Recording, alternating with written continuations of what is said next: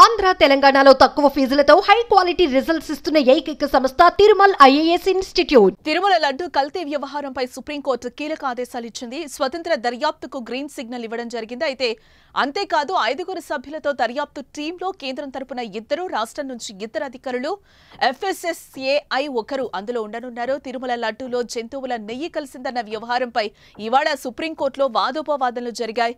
AP ప్రభుత్వం చేస్తున్న SIT విచారణపై ఎలాంటి సందేహం లేదని సొలిసిటర్ జనరల్ తుషార్ మెహతా న్యాయస్థానానికి తెలిపారు.